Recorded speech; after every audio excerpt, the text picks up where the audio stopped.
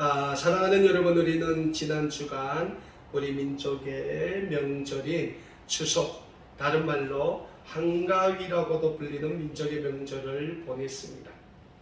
여러분들은 이 추석 명절을 늘 어떻게 보내고 있습니까?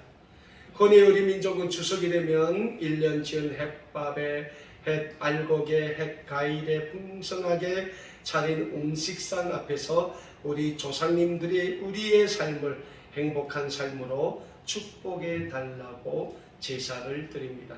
이 풍습이 우리 조선민족의 추석 명절엔 풍습이 됩니다. 그런데 우리는 분명히 예수 그리스도를 믿는 하나님의 거룩한 구원의 백성들입니다.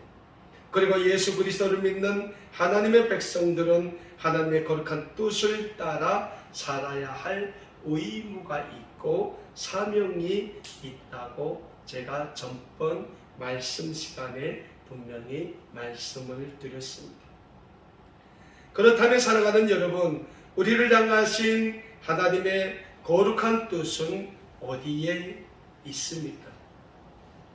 그것은 우리가 늘 외우며 우리의 삶의 교과서와 같이 여기고 있는 십계명에 잘 기록되어 있습니다. 십계명의 핵심은 하나님이 하라는 것은 우리가 하고 하나님이 하지 말라는 것은 우리가 하지 말아야 한다는 것을 하나님이 이스라엘의 민족의 지도자인 모세를 통해 기록해 주신 것입니다. 자, 그러면 우리가 잠시 십계명 공부 좀 합시다. 십계명의 첫 계명이 뭡니까? 십계명의 첫 계명. 예? 십계명 첫 계명 뭡니까? 예? 십계명의 첫 계명은 하나님 외에 다른 신을 섬기지 말라는 거예요. 뭡니까? 우상 숭배를 하지 말라입니다. 십계명이 기록되어 있는 구약성경 출애굽기 20장 1절에서 7절의 말씀에서는 이런 말씀을 우리에게 가르치고 있습니다. 하나님이 이 모든 말씀으로 말씀하여 이르시되 나는 너를 애굽 땅 종되었던 집에서 인도하여 낸 내 하나님 여호와니라. 너는 나 외에는 다른 신들을 내게 두지 말라. 너를 위하여 새긴 우상을 만들지 말고 또 위로 하늘에 있는 것이나 아래 땅에 있는 것이나 땅 아래 물속에 있는 것이 어떤 형상도 만들지 말며 그것들에게 절하지 말며 그것들을 섬기지 말라. 나 하나님 여호와는 질투하는 하나님인즉 나를 미워하는 자의 죄를 갚되 아버지로부터 아들에게로 3, 4대까지 이르게 하거니와 나를 사랑하고 내 계명을 지키는 자에게는 1000대까지 은혜를 베푸느라. 너는 내 하나님 여호와 이름을 망령되게 부르지 말라. 여호와는 그의 이름을 망령되게 부르는 자를 죄 없다 하지 아니하리라 라고 말씀하고 있습니다. 자, 하나님이 우리에게 원하시는 거룩한 삶이 무엇입니까? 하나님의 형상대로 지으심을 받은 우리를 창조하신 창조주 하나님의 그 창조의 역사를 노래하며 아름답게 살아가는 것이었다는 거죠. 그게 창조주 앞에서 우리 피조물인 인간의 본분입니다. 그러나 우리 인류의 조상인 아담과 하와가 하나님의 동산인 에덴 동산에서 뱀이라는 사탄의 유혹에 넘어가 하나님이 먹지 말라고 한 동산 주황에 있는 선악을 알게 하는 나무의 실과를 따먹음으로 하나님의 말씀에 불순종하게 되죠. 불순종했다는 거예요. 이렇게 불순종의 죄를 지음으로 우리 인류의 역사에는 원죄라는 죄악이 들어오게 되었고 우리 인류는 끊임없이 창조주 하나님을 떠난 죄악의 삶, 죄악의 역사를 반복적으로 이어오고 있다는 사실이에요.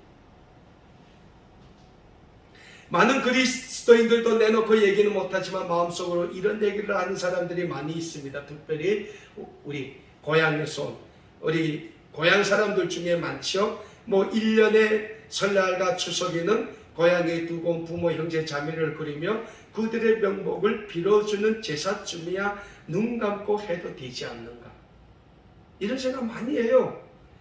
그리고 그게 무슨 그리 큰 죄가 되겠는가. 어떤 분은 이래요. 예수님도 부모에게는 효도하라고 했지 않는가? 그래서 죽은 부모인데 1년에 2번쯤은 제사상 차리는 거 뭐 그렇게 큰 죄냐? 저한테 대놓고 이렇게 얘기하는 분들이 많아요. 네. 뭡니까? 이런 마음속에 위로를 스스로 가지며 제사를 지내는 사람들이 있다는 거예요. 그런데 우리가 조금만 바꿔서 생각하면 돼요. 그거 힘들게 뭐 제사상 차립니까? 그 부모, 형제, 자매 이름을 부르며 하나님께 예배드리고 그들 위해서 기도하면 된다는 거예요. 근데 그거 하기 그렇게 힘들어요. 왜? 우리는 이 세상 사람들하고는 다르지 않아요. 하나님이 우리를 거룩하게 구원해 주셨지 않아요. 그리고 하나님이 우리를 거룩하게 너는 내 것이라고 구원의 백성이라고 불러주셨지 않아요. 그래서 우리는 이 세상 사람들과는 조금은 그래도 다르게 살려고 애쓰고 노력해야 된다는 거예요. 하나님이 우리에게 뭐라고 말씀하셨습니까? 너는 나만 경외해라. 예수님이 우리에게 뭐라고 말씀하셨어요? 마태복음에서 내 마음과 뜻과 정성을 다하여 주 너희 하나님을 사랑하라 하셨으니 이것이 크고 첫째 되는 뭐라고 했어요? 계명이라고 했다. 성경에 보면 하나님을 경외했던 사람들의 삶, 하나님을 경외하지 않았던 사람들의 삶을 반복적으로 기록하고 있습니다. 왜 반복적으로 기록하고 있는지 압니까? 우리에게 교훈을 주기 위해서. 하나님을 경외했던 사람들의 삶은 어떤 삶이었고 하나님을 경외하지 않은 사람들의 삶은 그 결과가 얼마나 비참한가에 대해서 성경은 우리에게 반복적으로 교훈해 주고 있다는 거예요. 오늘 우리가 읽은 본문 말씀 구약성경 창세기 34장에서도 우리에게 하나님이 거룩한 뜻대로 사는 것이 얼마나 중요한지에 대해 잘 교훈해 주고 있는 한 가지 사건에 대해서 기록하고 있습니다. 자, 우리 전번 시간에 구약성경 창세기 33장의 말씀을 통하여 야곱이 하나님의 선하신 역사하심과 은혜 가운데 쌍둥이 형인 에서와의 국적인 상봉을 하는 모습을 말씀을 통해 배웠습니다. 그렇게 야곱의 인생을 괴롭혀왔던 쌍둥이 형 에서와의 상봉을 뒤로하고 야곱과 그 일행은 드디어 가나안 지역의 세겜 성읍이 바라보이는 곳이 세겜 성읍이라는 곳이 바라보이는 곳에 새로운 터전을 마련하게 됩니다. 그런데 이 세겜 성읍이 보이는 이곳에서 터전을 지은 야곱에게 원하지 않은 불미스러운 사건이 일어나게 됩니다. 그 사건이 무슨 사건입니까? 세겜 성읍의 성주였던 가나안 족속 중 한 족속인 히위 족속의 하몰의 아들 세겜이라는 청년이 야곱의 하나뿐인 딸 디나를 보고 디나의 아름다움에 반해 디나를 강간하는 사건이 일어나게 됩니다. 구약성경 창세기 34장 1절과 2절에 이렇게 기록되어 있습니다. 레아가 야곱에게 낳은 딸 디나가 그 땅의 딸들을 보러 나갔더니 히위 족속 중 하몰의 아들 그 땅의 주장 세겜이 그를 보고 끌어들여 강간하여 욕되게 하고 라고 말씀하고 있습니다. 자, 일이 터졌습니다. 그러니 이 사건을 야곱도 알게 되었고 디나의 엄마인 레아도 알게 됐고 디나의 오라비들도 알게 되지 않았겠습니까? 디나가 누굽니까? 야곱에게 있어서 한 명밖에 없는 딸이에요. 그러니 야곱의 온 가문이 부글부글 끓기 시작합니다. 디나의 오라비들은 당장이라도 세겜 성읍을 쳐들어가 세겜 성읍의 모든 사람들을 다 죽여버릴 자신. 그런데 여기에 또 다른 문제가 생기게 됩니다. 그 문제가 뭡니까? 디나를 강간한 세겜 성읍의 주장인 이 세겜이 디나를 너무나도 사랑했다는 거예요. 그러니까 세겜이 디나를 강간한 것은 잘못했는데 세겜 자신이 디나를 너무 사랑한 나머지 디나를 조용히 찾아와 디나를 계속 말로 위로한다는 거예요. 내가 너를 아내로 삼겠다. 내가 우리 아버지한테 승낙을 받아서 너를 꼭 내 아내로 삼겠다고 위로하는 거예요. 그리고 정말 이 세겜은 자기 아버지 하몰을 찾아가 디나와의 결혼을 허락해 달라고 조르기 시작합니다. 사랑하는 여러분, 자식에게 이기는 부모가 없다고 했지 않습니까? 그러니 어찌하겠습니까? 세겜의 아버지 하몰이 야곱을 찾아와서 자신의 아들 세겜이 저지른 잘못에 대해 용서를 구하면서 일이 이렇게 됐으니 자신의 아들 세겜과 디나를 결혼시키자고 결혼 제의를 하게 됩니다. 일이 이렇게 또 다른 방향으로 변하게 되자 야곱은 가족회의를 엽니다. 그렇게 가족회의를 통하여 당사자인 딸 디나의 의견도 묻고 디나의 엄마인 레아의 의견도 묻고 디나의 오라비인 시므온과 레이의 의견도 듣고 다른 가족 일행의 의견도 듣는 가족회의를 합니다. 그렇게 가족회의를 열어 나온 의견이 가나안 족속과 사돈을 맺자면 가나안 족속이 히브리 족속의 율례대로 남자들은 모두 할례를 행해야지만 한 가족이 될 수 있다는 의견이 나오게 됩니다. 제가 보기에는 이 의견은 분명 디나의 오빠인 시므온과 레이가 낸 것 같아요. 성경에는 기록이 되어 있지 않아요. 누가 냈다고 기록되어 있지는 않지만 분명 그런 것 같아요. 그래서 야곱은 가족회의의 의견을 세겜과 그의 아버지 하몰에게 전달합니다. 창세기 34장 15절에서 18절의 말씀입니다. 그런즉 이같이 하면 너희에게 허락하리라. 만일 너희 중 남자가 다 할례를 받고 우리와 같이 되면 우리 딸을 너희에게 주며 너희 딸을 우리가 데려오며 너희와 함께 거주하여 한 민족이 되려니와 너희가 만일 우리 말을 듣지 아니하고 할례를 받지 아니하면 우리는 곧 우리 딸을 데리고 가리라. 그들의 말을 하몰과 그의 아들 세겜이 좋게 여겼다라고 말씀하고 있어요. 자, 사랑하는 여러분, 여기까지 전개되는 사건의 진행 과정을 보면 비록 디나의 강간 사건이 야곱과 그의 가족에게 있어서 불행이기는 하지만 그래도 오히려 야곱과 그의 가족에게는 새로 거주할 지역의 토착 세력인 세겜과 하몰의 종족을 사돈으로 얻음으로 가나안 지역에서의 안정성을 확보할 절호의 기회이기도 했습니다. 하지만 하나님의 입장에서 보면 절대적으로 안 될 일이죠. 왜냐하면 하나님은 이스라엘 민족을 하나님의 선택하시 거룩한 구원의 백성으로 삼아주신 민족입니다. 따라서 가나안 지역의 토착민들과 이스라엘 민족과의 결혼은 하나님이 보시기에 이루어져서는 결코 안 되는 사건인 것입니다. 왜 그렇습니까? 가나안 지역의 토착민들과 이스라엘 민족은 믿는 신이 다르다는 거예요. 따라서 서로의 풍속도 다르고 서로의 삶의 방식도 다릅니다. 그런데 그러한 가나안 지역의 한 족속이 할례를 받는다고 해서 이스라엘 민족이 되는 것은 결코 아니기 때문입니다. 그런데 세겜과 그의 아버지 하몰은 야곱의 의견을 수락했습니다. 왜요? 또 이 사람들도 자기네 속셈이 있는 거예요. 야곱과 그 일행이 가지고 있는 많은 재산이 다 자기네 거 될 수 있다는 거예요. 그리고 자기네 세력이 더욱 그 가나안 지역에서는 막강한 세력이 될 수 있다는 거예요. 왜? 가나안 지역에는 수많은 소수민족들이 서로 늘려줘서 살기 때문에 그 소수부족들이 얼마나 자기의 영향이 강한가에 따라서 가나안 지역에 미치는 영향력이 절대적이 된다는 거예요. 그래서 세겜과 그의 아버지 하몰은 야곱과 그의 가족회의에서 난 의견을 받아들입니다.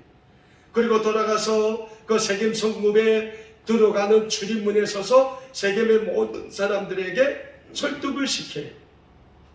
그리고 드디어 세겜의 모든 남자들은 할례를 받는 의식을 받게 됩니다.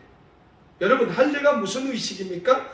이스라엘 남자 아이들은 태어난 지 8일이 되면 남자의 생식기 끝에 있는 피부를 절단하는 의식으로 이스라엘의 거룩성을 나타내는 의식이라는 거예요.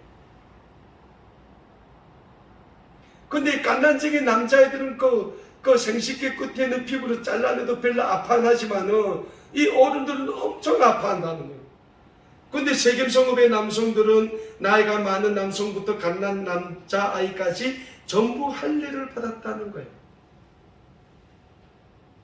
그러니까 성읍의 남성들은 얼마나 아프겠어요.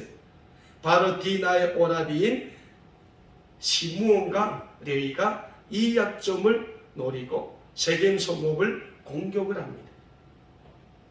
창세기 34장 24절에서 27절의 말씀입니다. 성읍으로 출입하는 모든 자가 하몰과 그의 아들 세겜의 말을 듣고 성문으로 출입하는 그 모든 남자가 할례를 받으니라.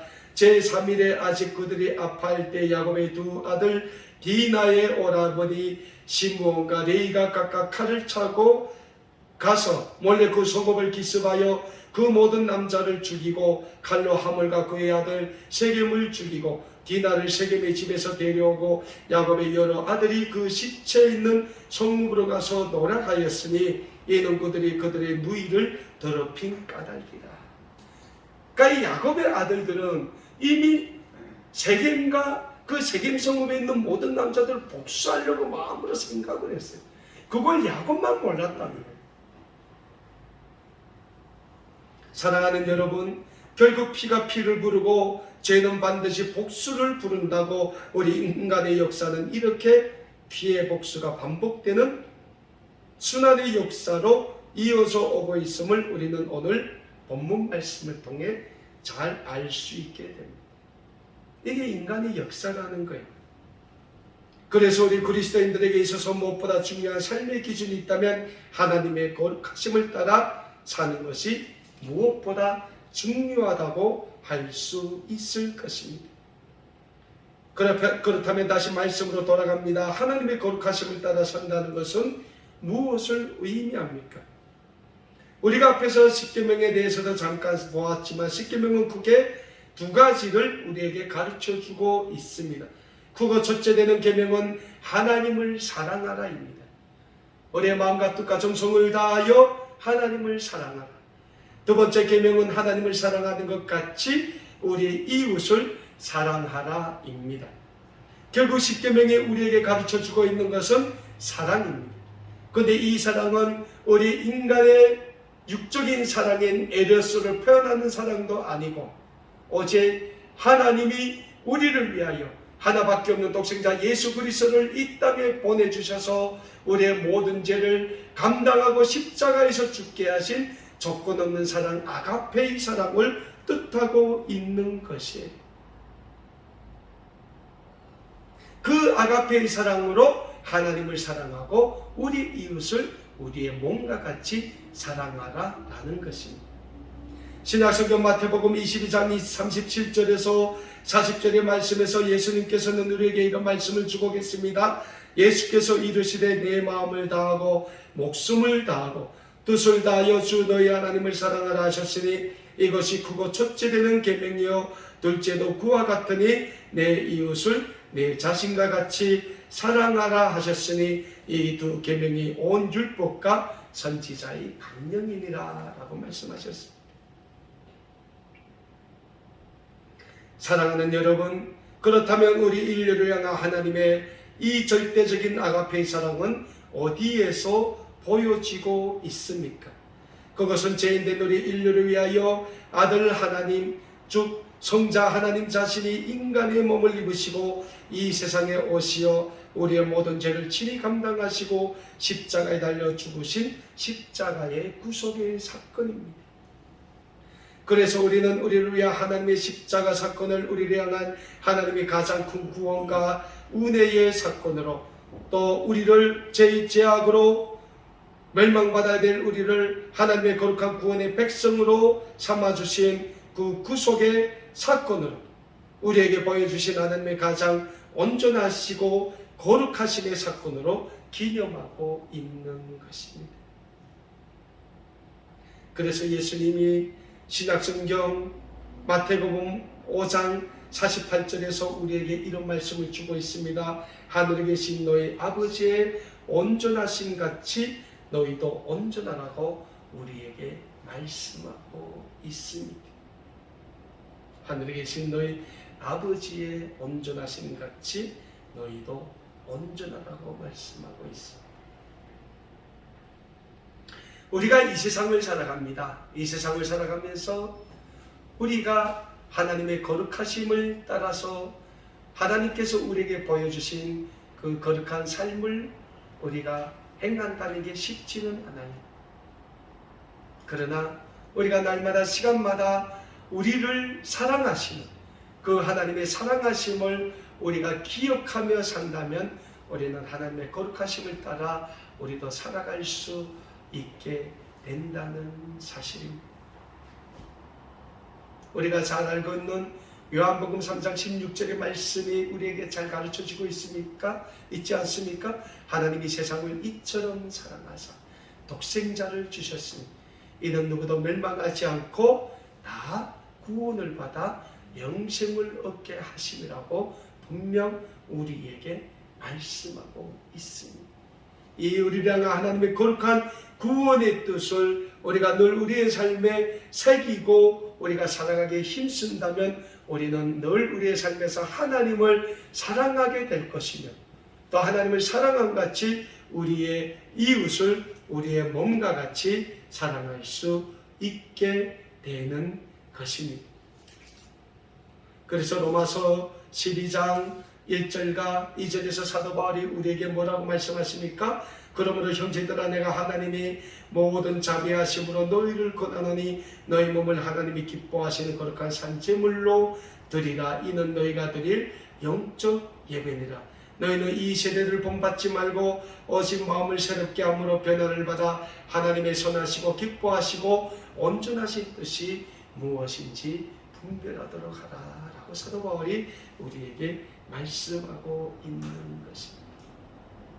오늘도 우리를 향하신 하나님의 그 거룩하심을 따라 우리도 늘 우리의 삶을 하나님이 기뻐하시고 온전하신 거룩한 산제물로 드리게 힘쓰심을 코로나19로 어두워가는 이 세상, 죄로 인하여 어두워가는 이 세상을 그리스도의 아름다운 세상으로 밝히 비치는 빛과 소금의 삶을 다 사실 수 있는, 그래서 우리의 삶을 통하여 이 세상의 모든 사람들이 다 하나님께 영광 돌리게 하는데 마음껏 쓰임받을 수 있는 모든 믿음의 가족 여러분들이 다 되실 수 있기를 다시 한번 우리 주님의 이름으로 간절히 소원합니다.